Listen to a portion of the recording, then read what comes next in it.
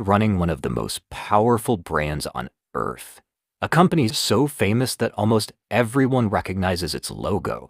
A product sold in nearly every country.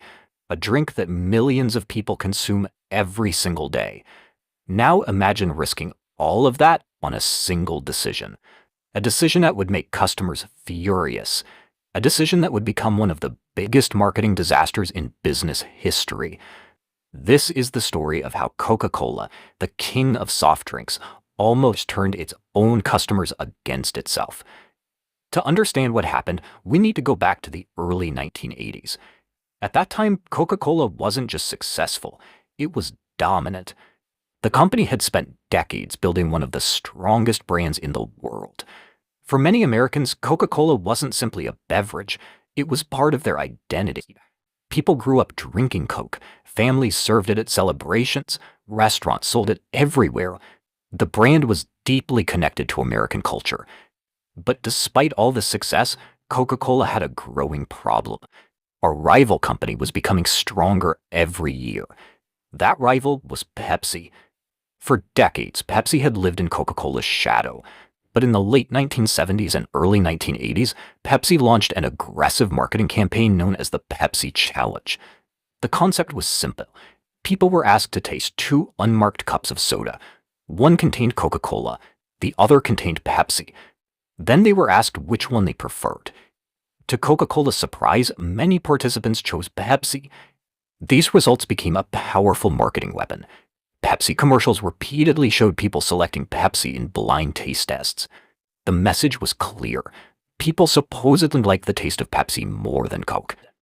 This campaign started creating pressure inside Coca-Cola. Executives began worrying. What if younger consumers were abandoning the brand? What if Pepsi continued gaining market share? What if Coca-Cola lost its position as the #1 soft drink in America?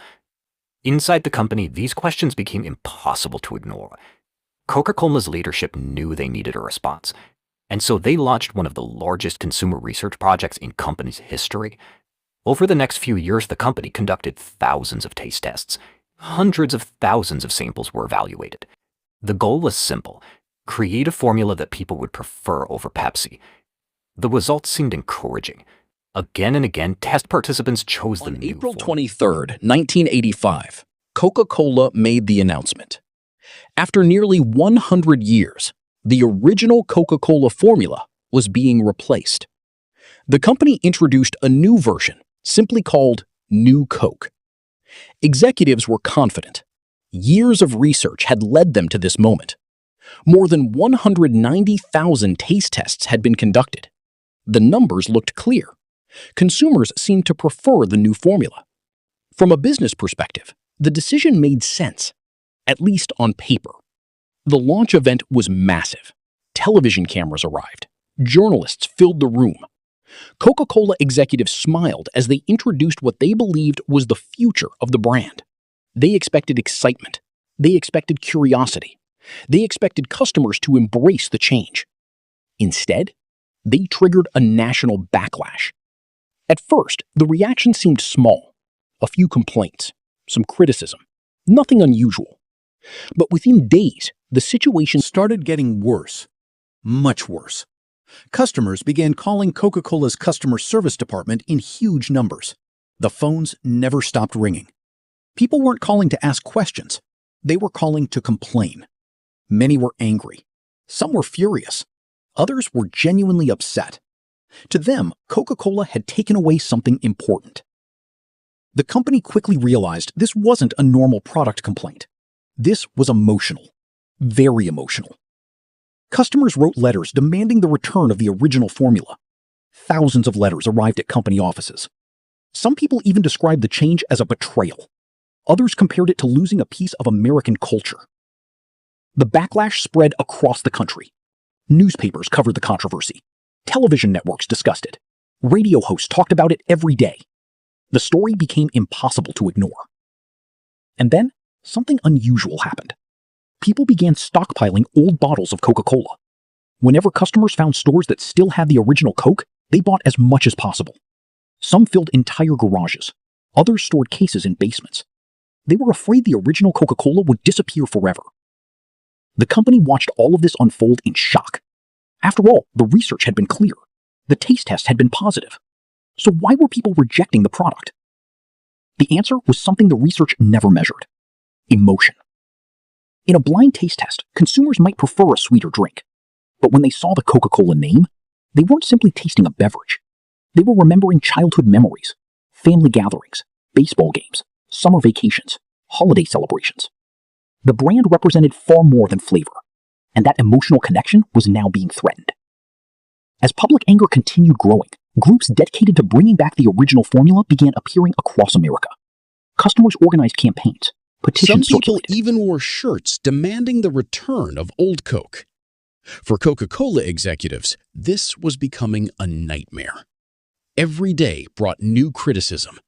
Every day brought more negative headlines. The company that had expected praise was now facing one of the biggest public relations disasters in business history. Inside headquarters, executives scrambled to understand what had gone wrong. How could years of research produce such a disastrous result? How could so many people reject a product they supposedly preferred? The pressure kept building. Sales reports started arriving. Customer complaints continued increasing. The media refused to let the story die. And as the weeks passed, one question became impossible to avoid.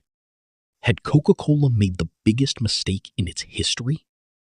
The answer would arrive sooner than anyone expected, and it would force the company to make a decision that Finally, nobody thought. after just 79 days, Coca-Cola did something almost unthinkable. The company admitted it had made a mistake. On July 11th, 1985, Coca-Cola announced that the original formula would return. The drink was reintroduced as Coca-Cola Classic, and the reaction was incredible. Customers celebrated across America.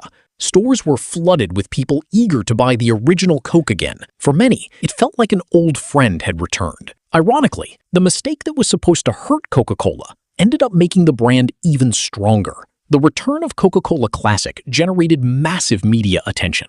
Sales increased, customer loyalty grew, and the company learned a lesson that is still taught in business schools today. People don't just buy products, they buy memories. They buy emotions. They buy trust. And when a brand forgets that, even the best research in the world can lead to the wrong decision. Today, New Coke is remembered as one of the biggest marketing mistakes in history. But it's also remembered as one of the greatest comebacks ever. A mistake that cost millions of dollars and taught a lesson worth billions. So what do you think? Was New Coke actually a bad product? Or did Coca-Cola underestimate the emotional connection people had with the original drink? Let me know your thoughts in the comments. And if you enjoyed this story, don't forget to like the video, subscribe to the channel, and turn on notifications for more unbelievable business stories, famous failures, and lessons from the world's biggest companies.